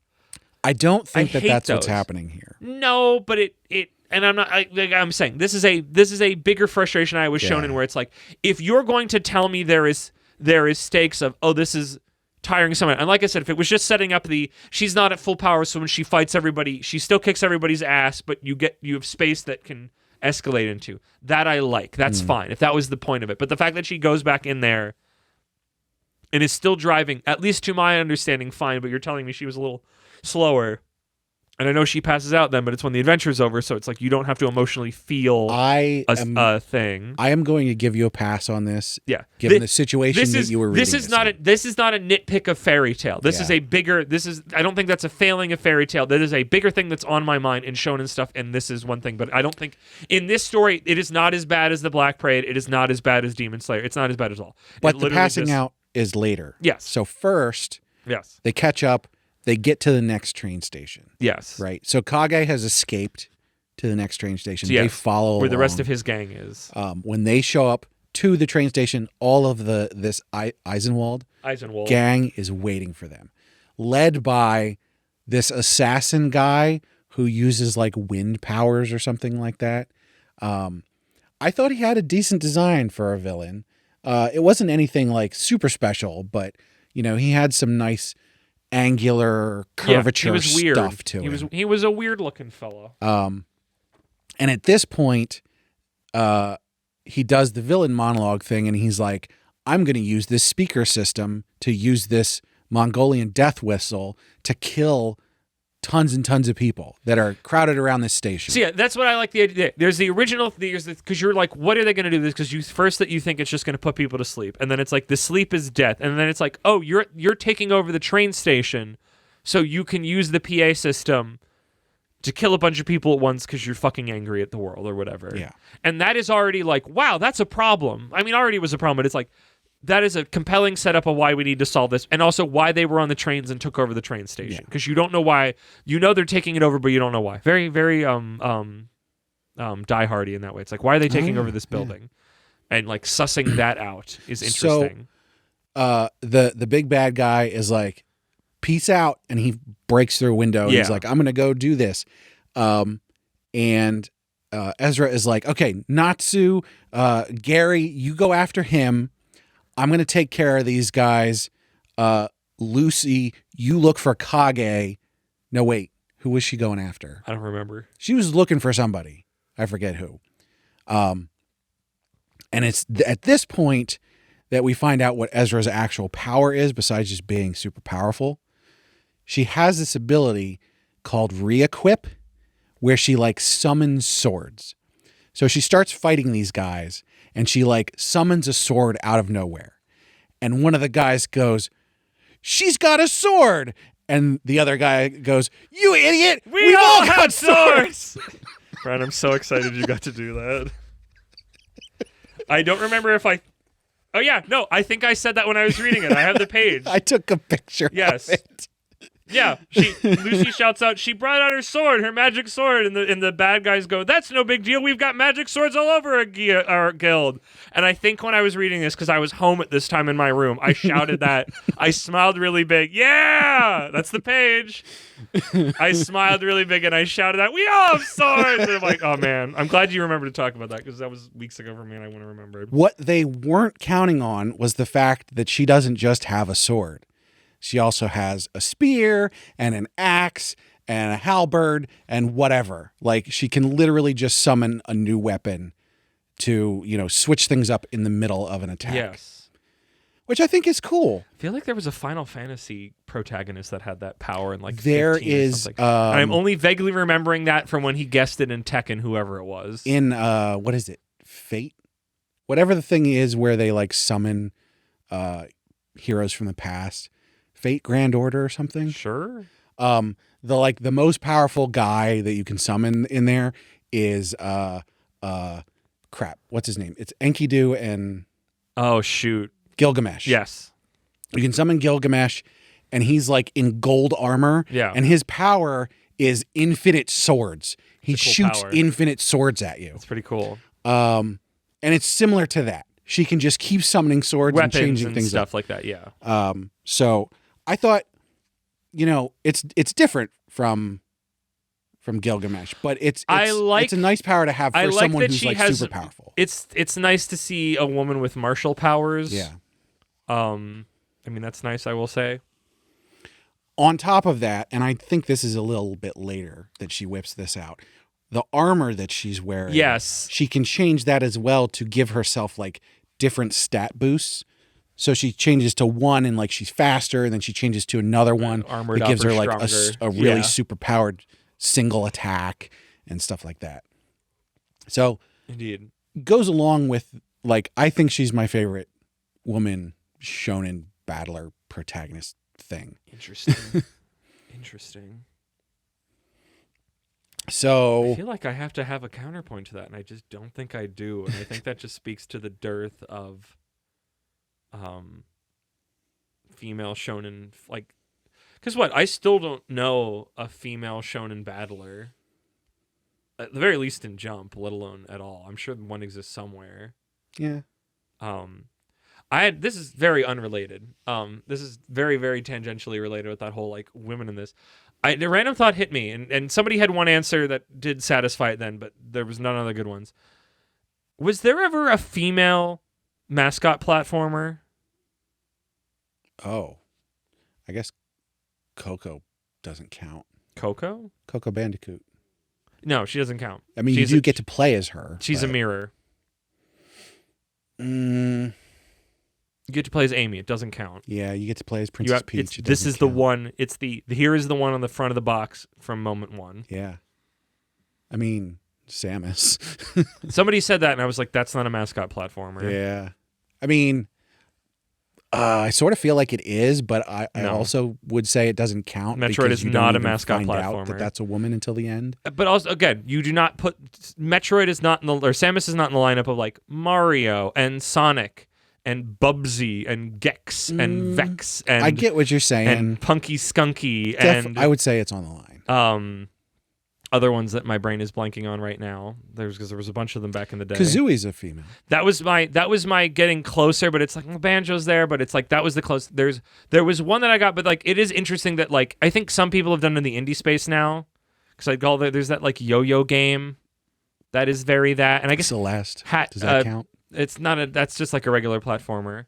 I would say Hat in Time, actually, now that I think about it. But the one that was old enough that fit the criteria enough before the Now that wasn't just an indie game, I think somebody told me then was Shantae. And I'd go, yeah, I'd say Shantae fits. Okay. But it is just still weird that we never got, like, I think I still want the, like, it's Sonic, but it's a girl. But it's not girl Sonic. But it's like, it's that same thing of, like, I want the shonen protagonist, but I want it to be a girl. But I don't want it to be the girl shonen, like, I don't want it to just be, here's female Luffy, but it's like, here is the girl that does all the things that are the shonen-y things, but is also like, but I want that. Like, I want the knucklehead being the main character, and it's a girl. And I don't want it to be constantly like, oh, draw or whatever. Like, you know, like, I don't, it's just weird to me that hasn't happened yet. And maybe that's not weird to me. You think it's weird out of all the manga that just hasn't happened yet? I don't think it's weird. I think it should. I think it's a travesty that it hasn't. I think it's strange because it feels so simple. I guess I don't know. But yeah, let's get back on track. Okay, so we haven't even gotten to the big twist. We haven't even actually gotten to the fireworks factory, even though it seems like we're already there, which is interesting. Ezra defeats the whole gang. But before that, Kage goes after Natsu and Gray. Yes. Gary. Ezra goes out and finds what's his name? The big bad guy. It's not in my notes. Let me go look it up. She goes out and he's still outside. But this is where he's like, haha, actually, my plan was to just keep you guys here. My plan is actually further down the train line. And he uses this like really powerful wide scale wind magic to like put a barrier around the train station and trap them inside. Which to their credit, they do make a point to go like, oh, that took a lot out of him. He has to like recover his magic. Yes. So Ezra goes back in. She's like, we got to figure out how to get out of here. They're going after the guild leaders. Yes, the reason the actual reason, again, very diehard, the actual reason they took over the train station, trying to kill all the people was a bluff. That was not their plan. That was just to make them lock down the train stations everywhere. Is that the only way to get to where all the guild masters are having their meeting is via the train line. And with that controlled, nobody can get in or out. But this guy has wind power, so he can just fly there. And his plan is to fly there and play Lullaby and kill all the guild leaders for making them a dark guild. Lullaby. I think I said it was Lullaby. My notes say Lullaby. Very early on, we learned that the flute is called Lullaby. Yeah. So he flies off. Ezra goes back in. She's like, we need to find Kage because he can break seals so he can get us through this wall that I can't break through. Yeah. At which point they go and Kage is like following Natsu, and Natsu like beats him up, obviously. And then they're like, wait, don't like completely knock him out. We need him to unlock this. We need him to break through here. And they're about to take him back when one of his guildmates, who can like phase through walls or something, phases through a wall and stabs him in the back. Yes, to make sure do the thing. That they can't use him to break out. Yeah. And it shows their Dark Guild and their willingness to just Right. make sacrifices for. Now there's been some they talked with Kage before about some stuff, and Kage's already sort of like, wait a minute, why are you guys so good? You need to just use your power and be lorded over people and all that stuff. And so you see the gears turning for him. But he's stabbed now. They can't use him to break out. What are they going to do? Well, this is where Happy goes, oh, right, I have a MacGuffin. So it turns out that Happy was, I guess, at Lucy's house when Virgo came to give the key. Oh yeah, this was weird. This was a little too quite follow this was a little too high level brain for Yeah. this early in the series for mechanics. So Like this felt like a later series pull. one of the maids that the Duke had. It's not was an ass. actually. It's not an ass pull, but it's Yeah. it's close. It's radical enough where I'm like, you didn't teach me this mechanical enough for you to for this to not feel like an ass pull, even though mechanically it's not. So one of the maids is one of these spirits or whatever. Yeah, they're called. one of these summonable homies. Because the Duke is a wizard, right? Yes. After the Duke gets defeated, apparently this celestial or whatever Yeah. is like, oh, I want Lucy to have my key because she's cool Yeah. or something like that. And it shows up at Lucy's house, but Lucy isn't there, and Happy has it. But Happy forgets about it until right now. Till that moment. So Lucy takes the key, makes a contract.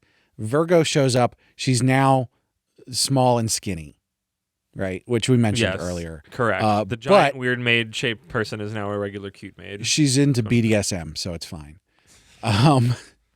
She's a weirdo, Shaking my head. so we'll give it a pass. Yeah. but shaking part my of- head harder. Part of her power is like digging or something like that for some reason. I don't know. And so after forming a contract, she's able to dig a path under the wind wall so they can get out. And so they go after. Did you Gotta find the go guy's under name? it. No. What were you doing? I looked around and then I was listening to you and didn't think about it. So they go after him again. Ezra is driving the car, but Natsu goes on ahead. This is where we go and we find the bad guy. He has been like walking or running down the train track because he used that really big wind spell, so he didn't have enough magic to fly, which is the reasoning for why they're able to catch up with him. So this is where he and Ezra have this big battle, right? So big shonen battle, dig deep. Turns out Ezra gets more powerful, like the more emotional he is. You're saying Ezra. Did you mean Natsu? Natsu. And I thought this was really good and like a great use of a mascot sidekick. So Happy had like flown Natsu out there and then was sort of like knocked out for a little while because Happy used up their magic or whatever to fly. Aragorn, I think. Okay, that's why I forgot. Yeah, it's not very good. And so Happy is watching this fight and then goes, "Oh, I get it. Natsu gets powered up by this emotions." And so Hot-blooded. Happy goes, "Gray is a better sorcerer than you." and Natsu like loses his shit. Yeah. Because they're always at odds. Correct. And I thought that was brilliant. And like, as a character who wasn't doing a whole lot besides being comic relief, I thought that was a great use. So Natsu like super powers up, beats the shit out of the guy, right? Aragorn, yeah. And then the rest of the team catch up and they're like, cool, we're taking Kage to the hospital because he's stabbed. Yeah, but he's still alive. And he's like, and Kage's like, why are you helping me? I'm the bad guy. You should just let me die. And I'm like, the bad guy. Doo-doo, Duh. doo-doo-doo-doo. No, I was trying to just get the duh. And of course they're like, no, we're the good guys. We're not We're going the to let good you guys. die. Yeah. And he's duh. like, oh, maybe being a good guy is good. Maybe he'll join. But Fairy Tale. then he picks up the flute and Shadow goes away. And because he's like, you guys are so dumb. I'm going to do it. And he like goes off and they're like, no. So Kage shows up to the guild meeting place and he's like, I'm going to do it. I'm going to kill all these guys and it's going to create a better world or whatever. At which point the Fairy Tale guild leader, who we have met a bunch, even though we didn't talk about him very much. I have his name somewhere. He's a fun character, but he's like a little tiny silly old man. little old man. He shows up and he's like, Makarov hey, Dreyer. what do you got there? You look like you're in a lot of pain. You should go to the hospital. What, you got a cool flute there? What's that? And the guy's like, I'm going to play it. I'm going to play this flute. And then he can't. He's like, I can't do it. Yeah, well, Makarov dissuades Eisenwald member Kageyama from carrying out the plot. And then a thing happens that I didn't like. Okay.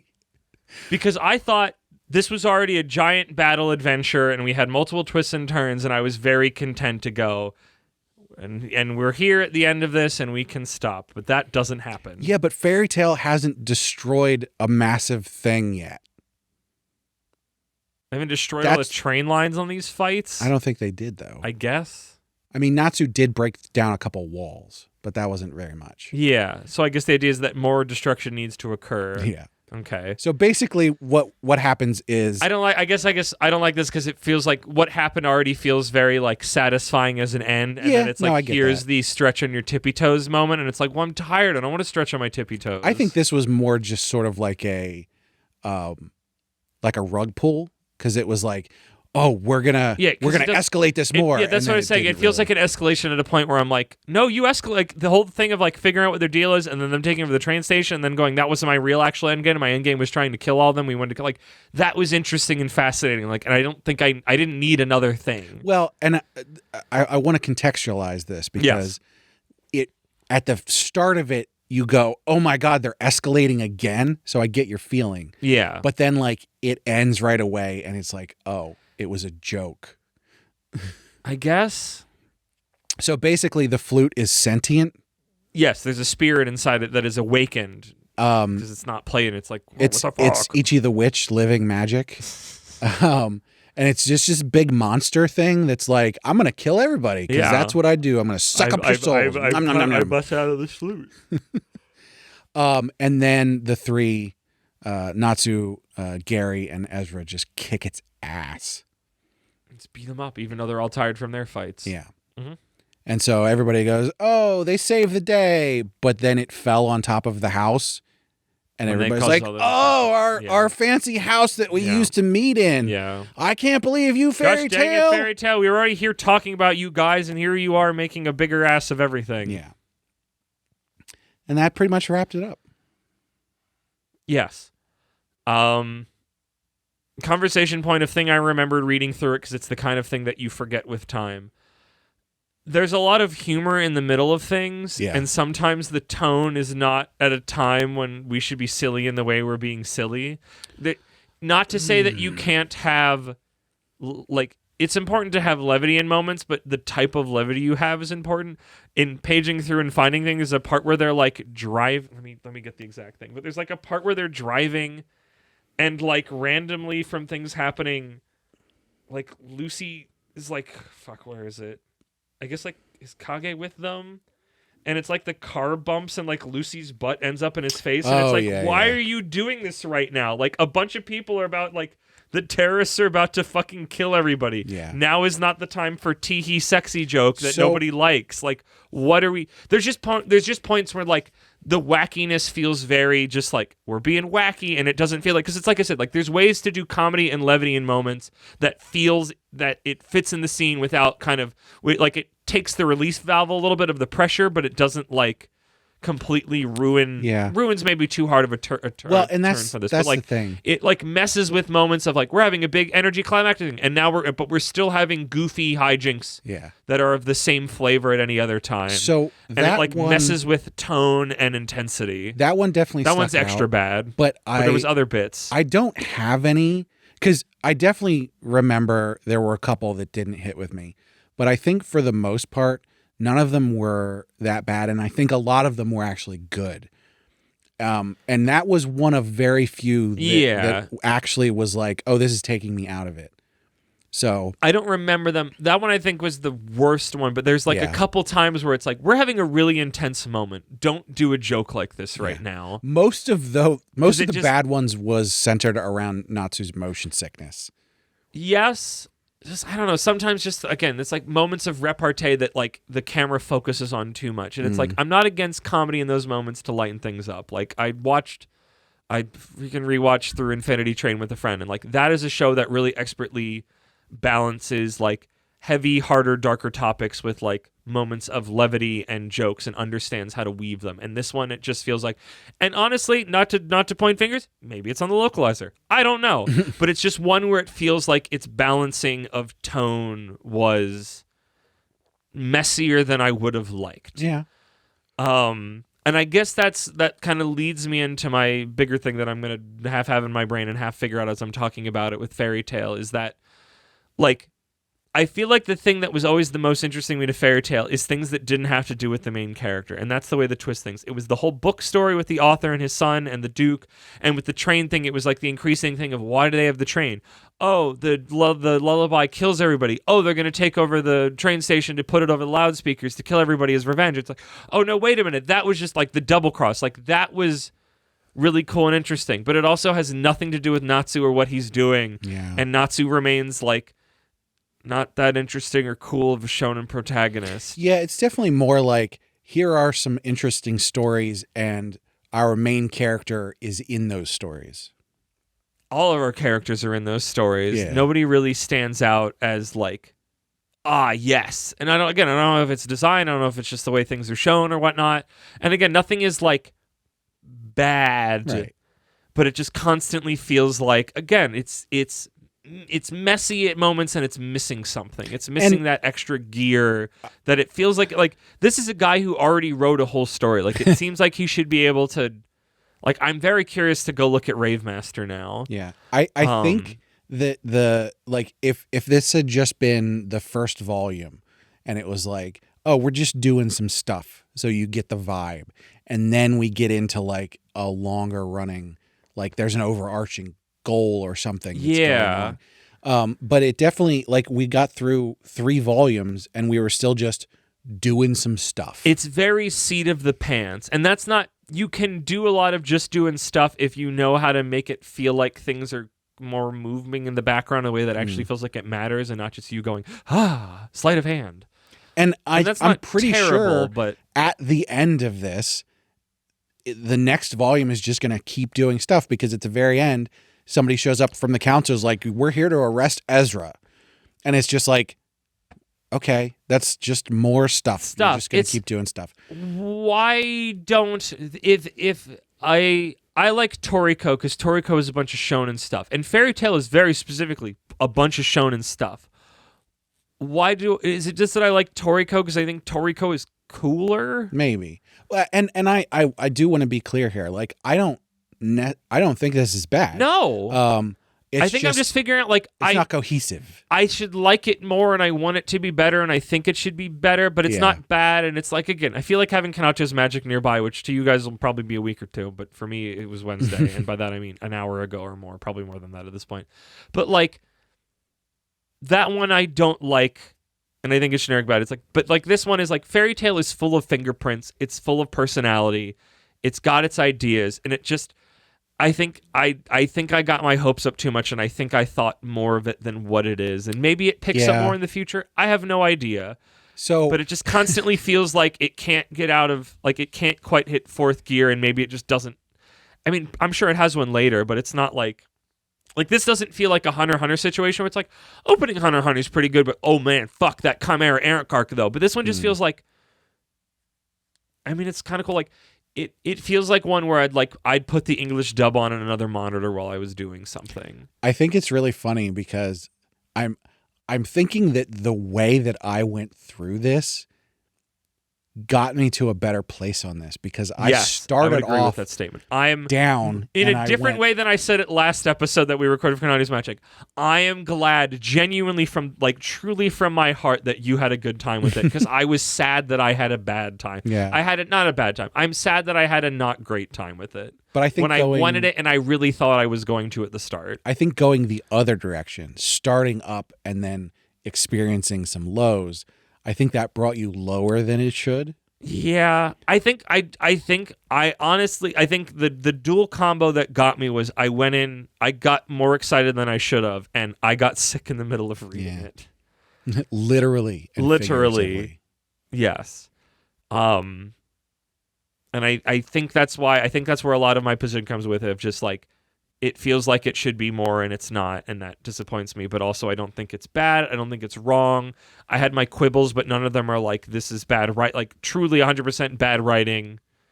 You know, I just wish it kind of was a little bit cooler and more tuned up. But otherwise, it's like, if people like this a lot, I could very much understand it. I wouldn't, this is not me screaming from the hollows. This is a true absolute zero. There's nothing here. It's like, there is so much here. There is so much of an author having fun and a group having fun and poking around. It just constantly feels like it's still in its tweens and it hasn't quite hit its stride. So, I mean, there is something to be said though, because of the nature of we're just going to do some stuff. It can kick in at literally any moment without warning. There's that, but also I don't really care about reading more. Yeah. So I would read more if there was a good reason for me to read more, if I didn't have anything else to do, something like that. Like if it was presented to me in that way, I would definitely read more. Yeah. But as I sit here right now, I'm not going, I need to go read more. Yeah. I'm not even going, I'll read more in 2 weeks when I'm doing this. Yep. So I think there's definitely a detriment to that. It's not on the radar. I am going to say something to you that you're going to have to bleep a lot of, but it's a conversation I've wanted to have you since I read this and the timing of it, which again is not good for the listeners because of the jump stuff. So, very fitting to our arc. More than anything we've read, I honestly think a version dub of Fairy Tail would fit it really well. Was there one? No. Okay. Was not around anymore, but the dub we heard is the dub, and that was I don't know who did it, but it's like that point is done for. But I think in that vein of, man, you got to bleep a lot. You should hit the marker button here. I already did. Good. In like the vein of the more silly ones that had a lot of wordplay, like the I'm sure what is going to be when we get to it, and a little bit of the one, like. This with a bunch of like their flavor of repartee and wordplay and the back, because this is already a series that is injected with comedy in all corners and goofiness and people doing silly, semi-bad, but that's the joy of it, celebrity impressions or people impressions for things. I think that would be perfect for Fairy Tail.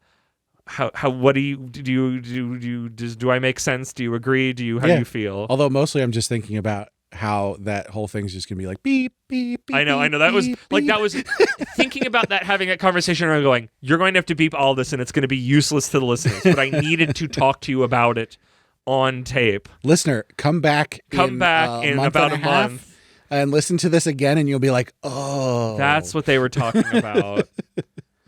But no, like I just because honestly I can go like, it'd be funny if they did this one, but honestly this one Fairy Tail in particular feels like it would benefit so much from a dub like that. Yeah. I don't disagree. Yeah, like a weird. I don't way, know like that I would want a lot of it, but I would want to experience some of it. I'd be curious. Yeah.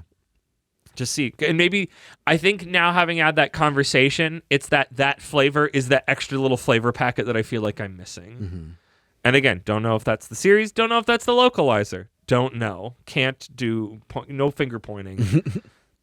Maybe also just scrabbling for the thing that I want that may or may not exist. So, but yeah. I guess we should do we do Thinky Thinks and Feely Feels? I don't remember. Okay. I want to. Okay. Where are you at? I think that this is good to great. Mm-hmm. And I feel the same. I'm going to say the same. Yeah. And I'll explain if I need to, but I feel like I explained quite a bit No, already. you've explained very well. I'm struggling for myself. Yes, you are struggling. I'm struggling. Because my brain goes, I think and feel it's good, but clearly my thinky thoughts and my feely feels are separated, so they can't be the same thing. But I don't think I would say I think it's great either. I think for you that... Is there? I know there's good to great, but I feel like I want a specific step between those two things. I think that you think this is on the better side of good. Yes. Not necessarily good to great. No, I want a middle step. I don't want a gradient. Right. I want to. I'm clear in that feeling because I'm like, I know, because I don't think it. I don't feel it's fine. That feels too low. Yeah. Especially after our conversation. So it's good. It's pretty good, but not in a derogatory sense. No, that doesn't work. I don't think there's a word in the middle that I can think of off the top of the dome. Google synonyms for good. Nice. Nice I would put in the lineup of fine. I think nice. Oh, Google misunderstood me of synonyms for the phrase for good. Because I'm like, why is it telling me forever and permanently? How do you feel about this? Permanently. Now that's an emotion. That's an emotion. Fine quality. Oh, a lot of these are like good as in like virtuous. No, 18. Acceptable, excellent, exceptional, favorable, great, marvelous, positive, satisfactory, satisfying. Satisfactory. Is that greater than good? I feel like that's less. Yeah, that feels like the backhanded good. Yeah. Because that feels like got what it needed to do, and yes. Which honestly, it kind of does. Yeah, satisfactory is like, it's not bad, but you definitely could have done better. And that feels slightly derogatory. Crack. Admirable, agreeable, commendable, first rate, gnarly, gratifying, honorable. Commendable? Reputable, splendid, stupendous. I like splendid. I'm just going to read the entire thesaurus. I'm reading some of them. All 1,818 of them. I think you should go with commendable. I like commendable. It's doing stuff. It has fingerprints. The author is very punk. He talks about that in his little interstitials. I liked what he wrote in those. Like, I mean, like I said, maybe I guess I've said those other things, so I don't know all for sure. So like, I guess I'll do the thing I normally do when I don't know what I'm doing. Audience, have you taken in Fairy Tale? How did you feel about it? Does it change its shape later on? Is this One Piece Burger King, or is this something else? Do you like Burger King? Sure. Do you like Arby's? Get out of our Discord. I'm sorry. Let me be clear. McDonald's is not good either. No, it's not good for you. But in that but as lineup, a baseline, yes. If McDonald's is this manga is great. I don't want to compare One Piece to McDonald's. One Piece is Five Guys. One Piece is Five Guys. Or One Piece is that really good burger I had at that restaurant that's not around anymore. That had a little American flag in it. We do food metaphors a lot. Yum. I don't know if I've had Red Robin burgers, but not in a way that I've like categorized them at all. They have bottomless fries. How many fries do I need? 2 plates. What kind of fries do they have? They're steak fries, and you can get them seasoned or not. You should get them seasoned. That's pretty good. Because They're if I don't know why I was ready for you to say crinkle cut, and I was gonna say no thanks. I hate crinkle cut. I get them seasoned. I put more seasoning on them. Seasoning. That's what this needs. I do want to. I actually want to go back to that because we talked about how thin the sauce was. I think at the end of the book arc, I think they properly salted it. It's still thin. It's not the sauce. The book arc and the other arc is that there's like really interesting things they have put into the stew that are very tasty and interesting, but they don't feel like they collectively are in the stew. They just feel like interesting things I ate while I was eating the stew. Does that make sense? Yeah. Like they weren't a detriment to the stew, but they weren't like, oh man, this is a key part of the stew. It's just like, oh wow, this is a really novel thing that I just ate out of the stew that I've been eating. Yeah. And then as you eat more stew, even though there isn't more of that. But because I ate more of those, I'm acclimating to the stew more. Yeah. But yeah, tell us, like, did you read more of Fairy Tale? How do you feel about it? Like, this is like, this is a situation where I'm sorry if I came down on it, if it's one of your favorite series. Like, tell me more about it. Like, I'm curious.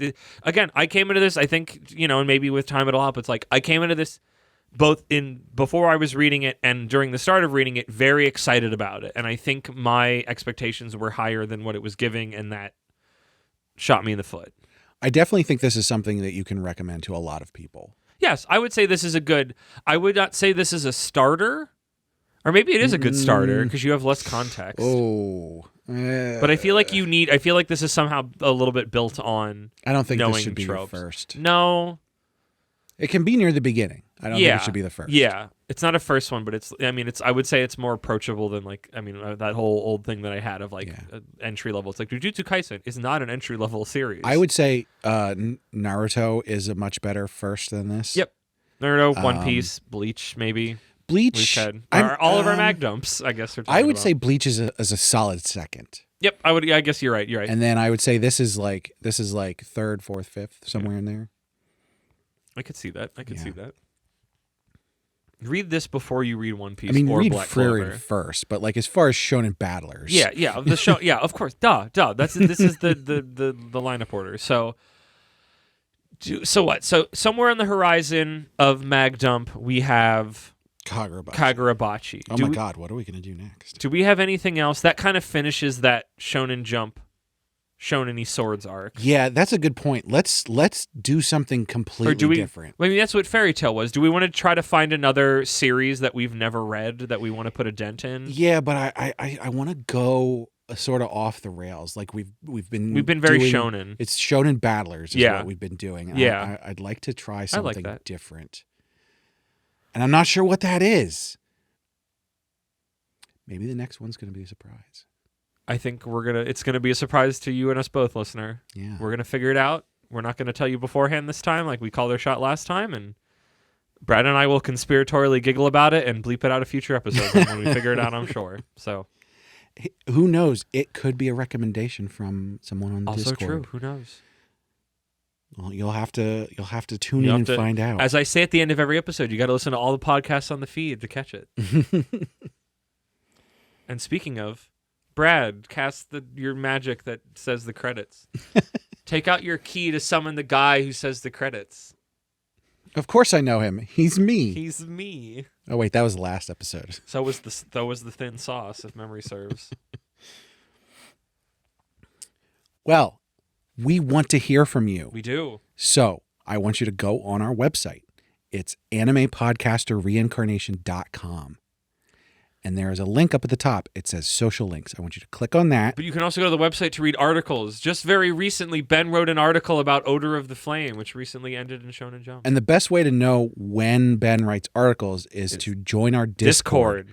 Because when I go and post the episodes every week is when I find out that Ben put up a blog post. I secretly written another article without telling anybody. And then I go, hey guys, on the Discord, I go, hey guys, Ben wrote another blog post.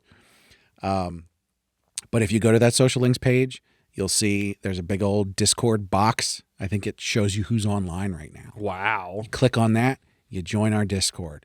That's the best place to talk with us. Yes. Other good places, follow me on Blue Sky. That link is up there as well. If you use other social media platforms, you can follow me on those. I've literally stopped using Twitter. I am so close to just deleting the account. Do it. Do it. Why? I know I'm going to. There's no engagement there. Anyway, join us on our Discord. Best place to talk with us. Best place.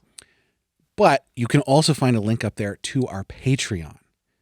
Our supporters get all kinds of perks, like getting the high-quality stereo version of the podcast early and bonus episodes.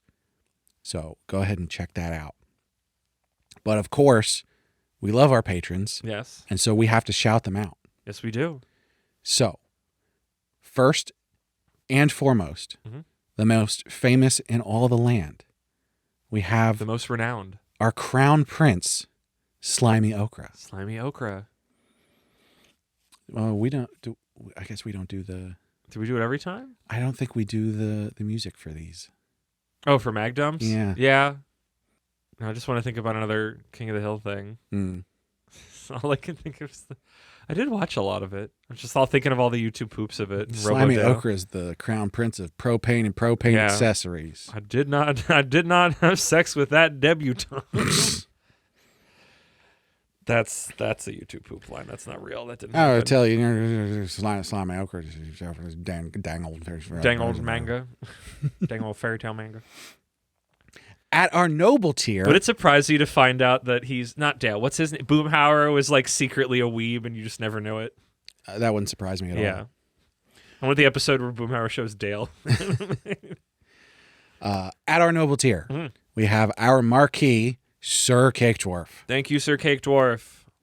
We also have our Count Imaginary Numeral. Thank you, imaginary numeral. Count imaginary numeral. And last but not least, at our commoner tier, we've got Rena, Laura Carroll, and Last Man on Earth. So thank you so much to all of our patrons. Thanks, homies, for that. Thanks, Brad, for reading the stuff. You know the drill. Listen to all the stuff. I hope this is if this is Magdum number 5 and we completely forgot about one, I think I'm going to freak out because I still feel like we can't figure out which one was first. And I could have sworn there was one before Naruto. You got to look it up. You gotta. I'm going insane. Because I know we did Naruto, I know we did Bleach, I know we did Jujutsu Kaisen. But I feel like Jujutsu Kaisen spurred us on to do Naruto. Unless it was the other way around. But I feel like there was one before that.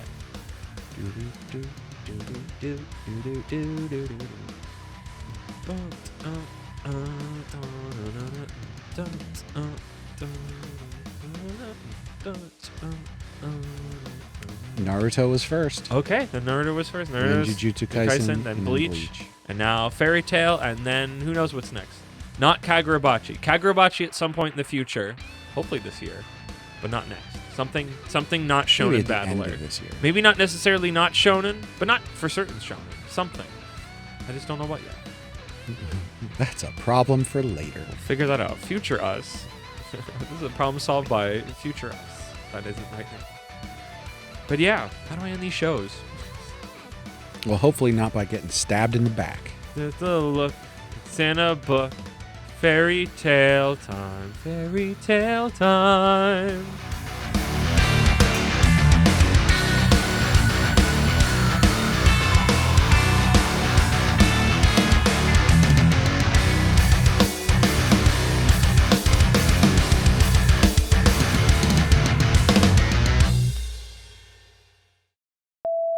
All right, hunters, it's time to get your guild tattoo. It's Fairy Tale. This ain't your mother's 3 little pigs. Yeah, did I write? No, I didn't. I don't do that because they're just kind of weighed in. Yeah, you just go, hi, I don't know what I'm doing. This is Magdum. No, wait a minute. I'm thinking of series redacted that won't come out for another 4 weeks. This Oh, ain't yeah. your grandmother's fairy tale. Oh, yeah. It's tail time.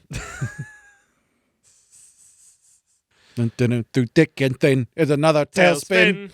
Oh, wee, oh. Oh, wee, oh. Oh, wee, oh. Hands together through thick and thin with another tailspin. Man, it's weird being on the boat now and enough time has passed that there's like everybody in that room, like nobody really knows what the Rescue Rangers theme is anymore. And I'm like, yep, I'm getting older. I'm getting older.